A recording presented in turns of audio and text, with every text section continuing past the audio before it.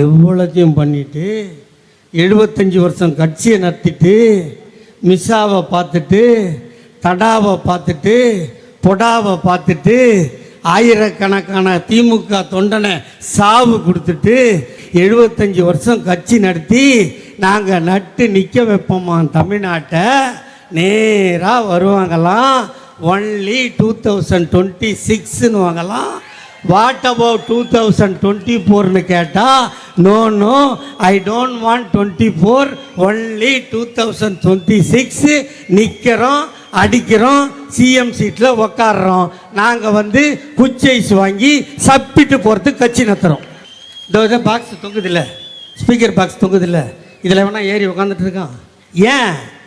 நாங்கள் 75 வருஷமா அவனை பக்குவப்படுத்தி மக்களை சந்தித்து ஓட்டு கேட்டு அவனை பண்ணுறோண்டா. அதை ஒரு மயிரும் பண்ணுறதில்லை. இவர் ராத்திரி தூங்க வேண்டியது. எவனா ஜோசிக்காரன் சொல்லியிருப்பான் நீ இந்த வாட்டி நில்லுன்னு. அதில் வேற நாங்கள் கோடி கோடியாக கொள்ளை அடித்து வச்சுக்கிறோமா. அவர் உழைச்சி சம்பாதிச்சாரான். போடா ஊர் தாலி அர்த்தவனை. நான் சின்ன வயசில் படிக்க பார்த்தேன். எங்கள் அப்பா அத்தா படிக்க வைக்கல.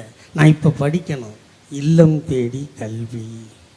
இப்படி பார்த்து பார்த்து பார்த்து செய்கிற முதல்வர் எங்கள் அண்ணன் தளபதியை பார்த்து இதெல்லாம் எங்கேருந்து வந்தது? அவருக்கா புத்தியில் வந்துச்சா? இல்லை, அவர் உடம்பில் எங்கள் தாத்தா கலைஞரின் ரத்தம் ஓடுவதால் அது வந்தது. இவர் இப்படிலாம் செய்கிறாரு. அவர் என்ன செஞ்சார் தெரியுமா? என் தாய்மார்களே, நீ பெண் குழந்தையை பெற்றுவிட்டால் அதற்கு திருமணம் நடத்த வேண்டி நீ கஷ்டப்பட்டால் நீ கஷ்டப்படாதே தாத்தா நான் இருக்கிறேன் வா. திருமண உதவி திட்டம் ரூபாய் 30,000. திருமணம் முடிந்ததா? அந்த இளம் ஜோடி ஆக்கி சாப்பிட அரிசி இல்லையா? கவலைப்படாதே தாத்தா நான் இருக்கிறேன் வா. 1 ரூபாய்க்கு 1 கிலோ அரிசி தருகிறேன். அந்த அரிசியை ஆக்கி சாப்பிட கேஸ் அடுப்பும் இல்லையா? கவலைப்படாதே தாத்தா நான் இருக்கிறேன் வா. கேஸ் அடுப்பும் இலவசமாய் தருகிறேன். ஆக்கி சாப்பிட்ட இளஞ்சோடிக்கு பொழுது போகவில்லையா? கவலைப்படாதே தாத்தா நான் இருக்கிறேன் வா. இலவசமாய் வண்ண தொலைக்காட்சி பெட்டி தருகிறேன். சந்தோஷமாக பார்த்தார்களா, வாழ்ந்தார்களா? மணமகன் மணமகளை கர்ப்பமாக்கி விட்டானா? 7 மாதம் ஆகி போனதா? அவளுக்கு சத்தான உணவு வாங்கி கொடுக்க கணவனிடம் காசு இல்லையா? கவலைப்படாதே தாத்தா நான் இருக்கிறேன் வா. மாதம் 1000 ரூபாய், 3 மாதம் 3000 தருகிறேன். சத்தாக சாப்பிட்டு பிள்ளையை பெத்து போடு. பெத்து போட்ட பிள்ளைக்கு பால் சுரக்கவில்லையா? அவளுக்கு சத்தான உணவு கிடைக்கவில்லையா? கவலைப்படாதே தாத்தா நான் இருக்கிறேன் வா. மீண்டும் 3 மாதம் 3000 தருகிறேன். சத்தாக சாப்பிட்டு முத்தாக காப்பாற்றிய பிள்ளை பள்ளிக்கு போக வேண்டுமா? உன்னிடம் காசு இல்லையா? கவலைப்படாதே தாத்தா நான் இருக்கிறேன் வா. School fees free, uniform free, புத்தகம் ஃப்ரீ, புத்தகம் போடுகின்ற பையும் ஃப்ரீ, அவன் பஸ்ஸிலே போவதற்கு பஸ் பாஸும் ஃப்ரீ. அவன் சவலையாக இருக்கிறானா?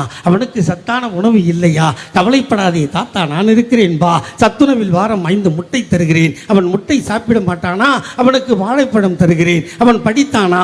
10ஆம் வகுப்பு போனானா? அவன் சைக்கிள் ஓட்டுவானா? அவனுக்கு சைக்கிள் வாங்கி கொடுக்க உன்னிடம் காசு இல்லையா? கவலைப்படாதே தாத்தா நான் இருக்கிறேன் வா.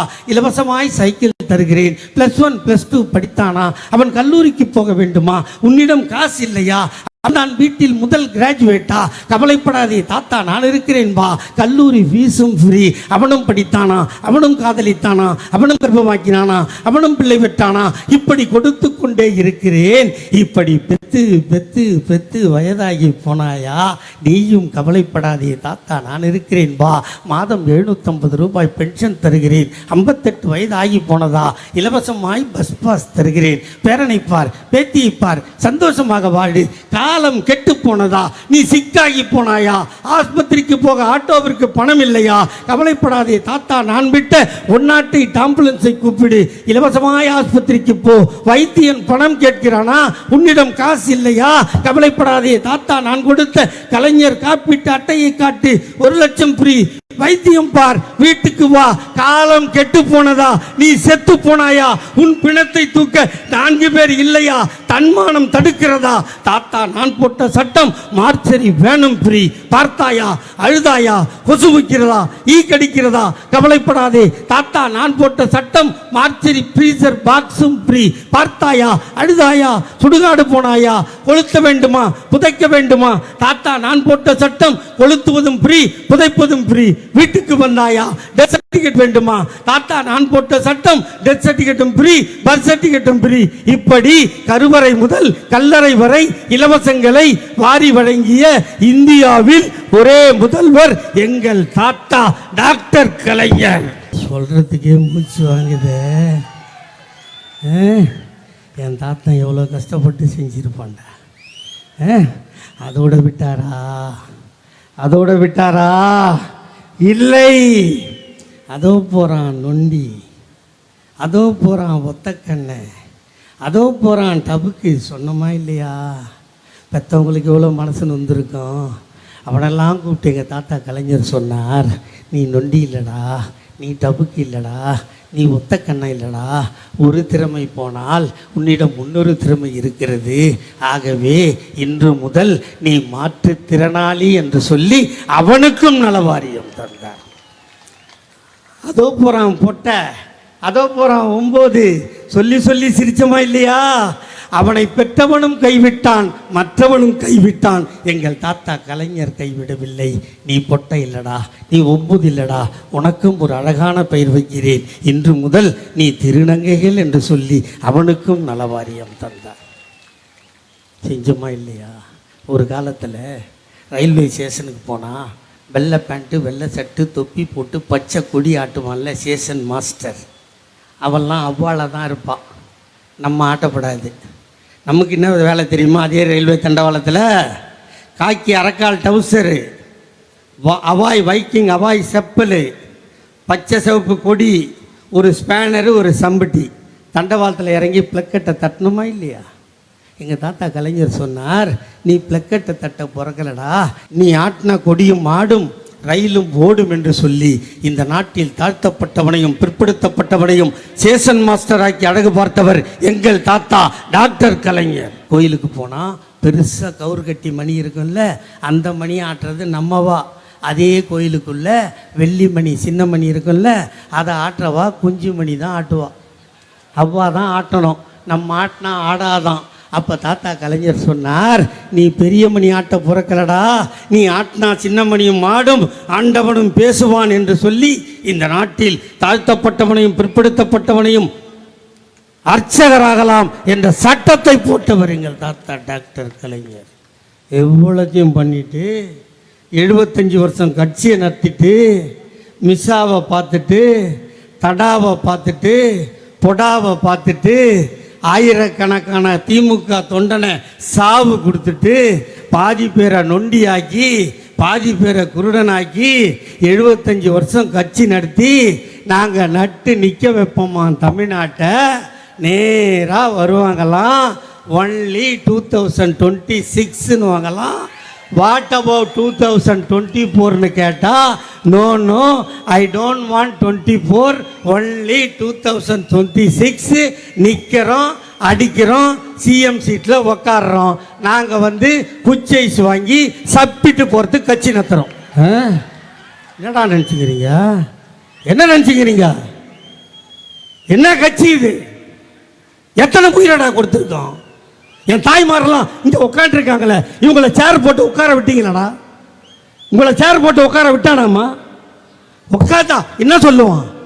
ஆம்பளெல்லாம் நிற்கிறான், எருமை மாடு எந்திரின்னு சொன்னானா இல்லையா? உங்களை நாக்காளி மட்டும் போடல என் தாய்மாரே, உங்களை முன்றோல உட்கார வச்சு ஆம்பளைய பின்னாடி உட்கார வச்ச கட்சி திமுக. இந்த 75 வருஷத்தில் எங்கள் ஆத்தா பட்ட கஷ்டத்தை, எங்கள் ஆயா பட்ட கஷ்டத்தை உன்னை படாமல் பார்த்துக்கணும். உன் வீட்டில் இடம் விழுந்தா, உங்கள் அப்பன் செத்தா கருமாந்தத்துக்கு ஒரு புடவையும் தெவசத்துக்கு ஒரு புடவையும் கொடுப்பான். அதோடு நீ கைட்டின்னு கிளம்ப வேண்டியது தான். அம்மா அம்மான்னு சொல்லி ஒருத்தி ஆட்சி பண்ண நாடு இது. ஆனால் அம்மாவை பிறக்கலை. எங்கள் தாத்தா கலைஞர் ஆண்டவனாக பிறந்தார். ஆண் என்ன பெண் என்ன, பிறப்பது ஒரு உயிர், சொத்தில் சமப்பங்கு என்ற சட்டத்தை போட்டோம். தாத்தா கலைஞர் பெண்களுக்கு இந்த உதவிகளை எல்லாம் செய்தால் எங்கள் அண்ணன் தளபதி பஸ்ஸை விட்டார், 1000 ரூபா கொடுத்தார் இல்லையா? எங்கள் தாத்தா கலைஞர் நொண்டிய மாற்றுத்திறனாளி என்று சொன்னால் எங்கள் அண்ணன் தளபதி மாற்றுத்திறனாளிக்கு அரசாங்க வேலையை கொடுத்தார். எங்கள் தாத்தா கலைஞர் பொட்டைய அரவாணி ஆக்கினா, திருநங்கை ஆக்கினா எங்கள் அண்ணன் தளபதி அந்த திருநங்கைக்கு ஊர்காவல் படையில் வேலை கொடுக்குறார். எங்கள் தாத்தா கலைஞர் சென்னையில் டைட்டில் பார்க் கட்டினா எங்கள் அண்ணன் தளபதி மதுரையிலையும் கோயம்பேலையும் டைட்டில் பார்க் கட்டுறார். எங்கள் தாத்தா கலைஞர் திருவள்ளூருக்கு செலவு வச்சா எங்கள் அண்ணன் தளபதி கண்ணாடி பாலம் கட்டி ரெண்டுத்தையும் ஜாயின் பண்ணுறார்.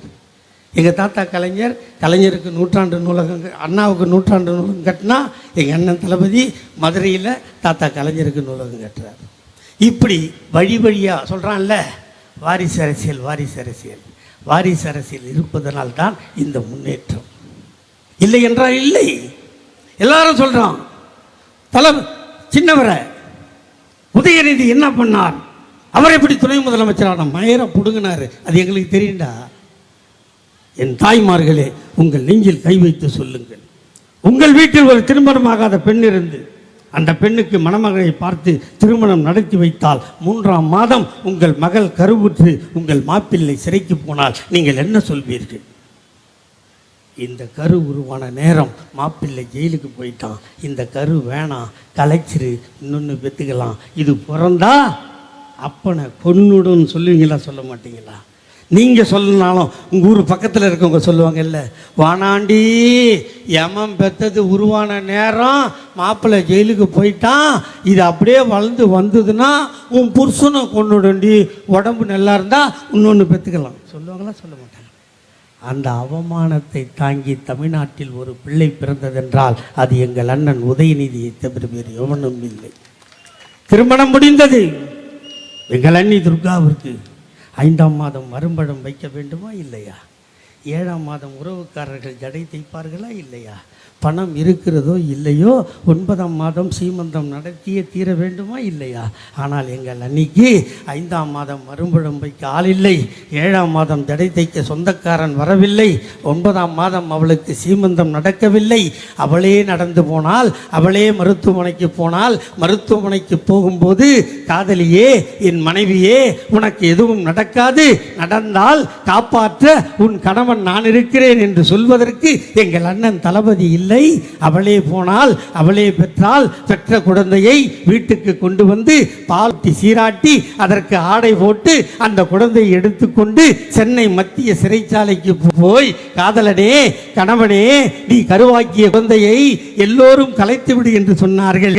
நான் கலைக்கவில்லை, அதை அழிக்கவில்லை, கருவை உருவாக்கி பிள்ளை பெற்று பாலோட்டி சீராட்டி கொண்டு வந்திருக்கிறேன் என்று சொல்லி காட்டினால் எங்கள் அன்னை துர்கா பார்த்தார். எங்கள் அண்ணன் தளபதி காட்டிய குழந்தை எங்கள் அண்ணன் உதயநிதி. லவடிக்கா பால். யாரடா சொல்றீங்க? நேற்று பெஞ்ச மயிரை பிடிக்கிட்டு வாயில வருது எனக்கு. அவங்க வந்தான் அந்த பையன் என்ன சொன்னான்? போக்குவரத்து துறை மந்திரியாக இருக்கிறாரு, அவர் ஊரில் பஸ்ஸு நல்லா இல்லை. எல்லாம் நாங்கள் திரிசா மாதிரியே பஸ்ஸு விட முடியுமா? நைனா தலை காஞ்சி போனதும், எண்ணெய் தலையில் எண்ணெய் வைக்காததும், பஸ் ஏறி போகிறதுக்கு காலு வலி முட்டி வலி. நைனா எனக்கு சொகுசு பேருந்து தாழ்தள பேருந்து கொடுன்னு எங்கள் அண்ணங்கிட்ட கேட்டோம். அடக்கமாக பஸ்ஸு கொடுத்துக்கிறாரு இல்லையா? பேட்ரி பஸ்ஸு ஏறவே வேணாம், ஏறினா பொதுக்குன்னு போய் உட்காந்துக்கலாம், ஏறி உட்கார வேணாம், பள்ளத்தில் உட்காந்துக்கிறோமா இல்லையா? டேய், இப்படி ஒரு பஸ்ஸு இந்த அரியலூர் மாவட்டம் பார்த்துக்குதாடா, இப்படி ஒரு பஸ்ஸு. இப்போ இங்கே ஒருத்தர் பேசினார், அதிமுக ஆட்சியில் விட்ட பஸ்ஸெல்லாம் ஏறவே முடியல என்னாலேயே. நீ ஏறுற அளவுக்கு அந்த பஸ் இல்லையா? ஏண்டா இங்கே பஸ் நிலையம் கட்டு ஆயிடுச்சா, உறுதி ஆயிடுச்சா இல்லையா? பஸ் ஸ்டாண்டு வரப்போதா இல்லையா? உங்களுக்கு தெரியுமா இல்லையா? முந்திரியை பதப்படுத்துறதுக்கு ஒரு அமைப்பு வருதா இல்லையா? ஒரு காலேஜ் வருதா இல்லையா? இதெல்லாம் யாரா செஞ்சது? யார் செஞ்சது? இந்த மண்ணில் பிறந்து எங்கள் சிவசுப்பிரமணியம் திமுகவுக்குன்னு நேர்ந்து விட்ட பிள்ளை எங்கள் அண்ணன் சிவசங்கர் இருக்கிறதால் தான்டா இது நடந்தது. மந்திரி இருக்கிறான்.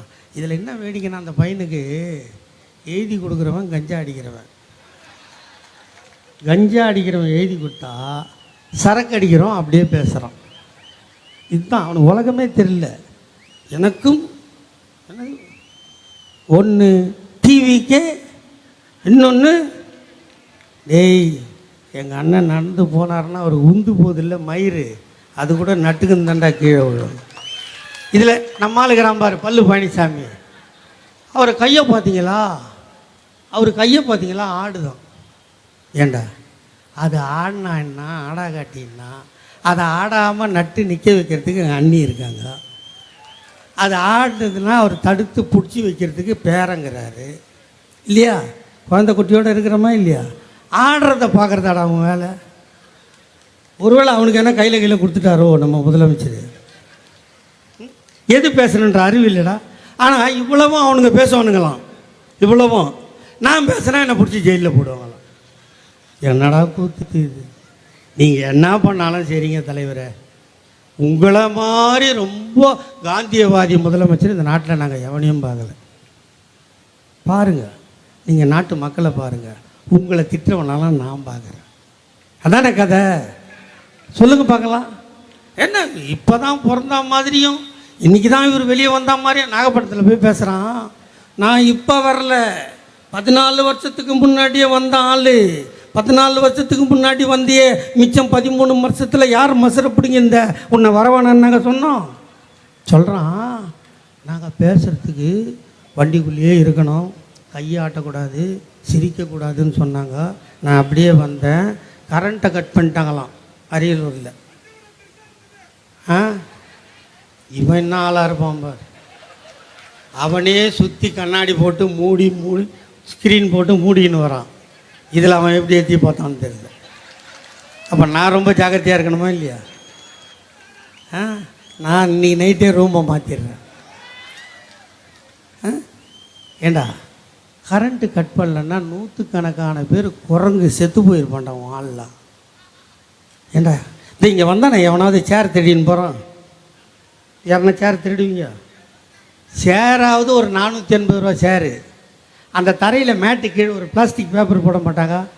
அந்த மொக்கால ஓலிக்கு போகிறதுக்கு அதை சுற்றின்னு ஓடுதுங்க. இந்த பாக்ஸ் தொங்குதில்ல, ஸ்பீக்கர் பாக்ஸ் தொங்குதில்ல, இதில் வேணால் ஏறி உட்காந்துட்டு இருக்கான். ஏன்? நாங்கள் 75 வருஷமாக அவனை பக்குவப்படுத்தி மக்களை சந்தித்து ஓட்டு கேட்டு அவனை பண்ணுறோண்டா. இன்றைக்கி இந்த அரியலூருக்கு தலைவர் வராருன்னு சொல்லிட்டோம். எல்லாம் பழகின கட்சிக்காரன் தானே, எல்லாம் நிர்வாகி இருக்கோம்ல. நாளில் இன்றைக்கி முதலமைச்சர் வராரு பண்ணாங்க விட்டுடுறோம். இன்றைக்கி கூட்டம் போடுவோம், எல்லா நிர்வாகியும் வரணும். நீ என்ட்ரன்ஸில் நிற்கணும், லேடிஸ் இங்கே உட்கார வைக்கணும், ஜென்ஸ் இங்கே வரணும். முதலமைச்சர் வரும்போது இன்னார் தான் டவல் கொடுக்கணும், இவங்க தான் போத்தணும். புரோட்டோக்கால் உண்டா இல்லையா? அதை ஒரு மயிரும் பண்ணுறதில்லை. இவர் ராத்திரி தூங்க வேண்டியது. எவனா ஜோசிக்காரன் சொல்லியிருப்பான் நீ இந்த வாட்டி நில்லுன்னு. அதில் வேறு நாங்கள் கோடி கோடியாக கொள்ளை அடித்து வச்சுக்கிறோமா. அவர் உழைச்சி சம்பாதிச்சாரான். போடா ஊர் தாலி அறுத்தவனை 10 ரூபா டிக்கெட்டை 2000 ரூபாய்க்கு விற்றவன் படுபாவி அவன். இவர் தராங்களாம் பிளாக்ல. அந்த ஃபஸ்ட்டு 3 நாள் பிளாக்ல விற்று அந்த டிவிக்கே தொண்டன் தாலியெல்லாம் அறுத்து அவன் வீட்டில் நகையை போய் அடமானம் வச்சு 2000 ரூபாய்க்கு டிக்கெட்டு விற்று அந்த பணத்தில் ஏசி பஸ்ஸு. ஆனால் நம்மளால போக்குவரத்து துறை மந்திரி தானே, அதானே? எனக்கு சந்தேகமாக தான் இருக்குது. அவன் ஒரு பஸ்ஸு ரெடி பண்ணிக்கிறான் பார்த்தீங்களா? டிரான்ஸ்போர்ட் ரூல் படி அது பர்மிஷன் கொடுக்கலாமா? ஒரு பாட்டி கூட்டு கண்டெய்னர் சைஸில் பண்ணியிருக்காங்க. ஒரு ஷேர் ஆட்டோவை சேர்த்து எக்ஸ்ட்ரா வச்சா கேஸ் பண்ணணுமா இல்லையா? அந்த ஒக்கலை ஓழி என்னடா பண்ண போகிற? அதில் ஒரு ஆள் தான்டா போகிற. அவ்வளோ பெரிய பஸ்ஸு நான் படுத்து உருளுவியா? எதுக்குடா அவ்வளோ பெருசு? அந்த நாகப்பட்டினத்தில் பார்த்தீங்களா பேனரை கிழிச்சிட்டான்னு சொன்னானுங்களே, அந்த பஸ்ஸு அண்ணா சிலையை திரும்பணும். டிவியில் பார்த்தீங்களா? நீங்கள் டிவியில் பார்த்தீங்களா? அண்ணா சிலைக்கு பஸ்ஸு திரும்பணும் இல்லையா? திரும்புகிற இடத்துல பேனர் வச்சுட்டான். அந்த முனையை திரும்பும்போது தொங்குதில்லை இந்த குரங்கு, இதெல்லாம் சேர்ந்து அந்த பேனரை கிழிக்குது இல்லையா? தயவு செய்து சொல்கிறேன், அவன் எதனா சொல்லியும் போட்டோம். இந்த சமத்துவம் சகோதரத்துவம்லாம் வேணாம். நீங்கள் ஒன்று அந்த பஸ்ஸை இட்டுன்னு வந்து சொல்லி ஆர்டிஓ ஆஃபீஸில் செக் பண்ணுங்கள். லென்த்து நியாயமாக இருக்குதா? அவ்வளோ நீட்டு இருக்கலாமா? ஏங்க ஆனாங்க நான் திமுகல காலகாலமாக உழைக்கிறேன். என் நம்பர் போர்டில் கருப்பு சிவப்பு ஸ்டிக்கர் ஓட்டினா கேஸ் போடுறாங்க டிராஃபிக் போலீஸு. ஏன் ஆச்சு தானே? அவனுக்கு மட்டும் என்னது பர்மிஷனு? வண்டி சைஸை குறைக்க சொல்லுங்கள், சந்தில் திரும்ப மாட்டேங்குது. அவன் வேறு சொல்கிறான் என்னை சந்து பொந்தா கொடுக்குறீங்களாம், நல்லா பீச் ரோட்டில் தான் திறந்து விடுங்களா அவனை. அது சொல்கிறான். ஏடா பாவி சனிக்கிழமை வேணா வரேன்னு கேட்டா நான் சொன்னான் தெரியுமா? இதுதான் ஹைலைட்டே. யாருக்கும் தொல்லை இருக்கக்கூடாதுன்னு சனிக்கிழமை சாயந்தரமாக வராங்க. நீ ஒரு 12 மணி ராத்திரியில் திரிசா வீட்டுக்கு போகிற மாதிரி போயிட, எங்களுக்கு எந்த பிரச்சனையும் இல்லை. யாருக்குமே பிரச்சனை இல்லைல்ல, யாருக்கும் பிரச்சனை பண்ணக்கூடாதான். நாங்கள்லாம் பிரச்சனை பண்ணிக்கினாக்கிறோம் இங்கே. வானா தம்பி, நான் நல்ல மாதிரி சொல்லுவேன், நாங்கள் அப்படி இப்படி ஆள் கிடையாது. இந்த இந்தி உள்ளே நுழைஞ்சி தமிழை காப்பாற்றுறதுக்கே பல பேர் தீ குளித்து செத்த கட்சி இது, சும்மா சீன் போடுற கட்சி இல்லை.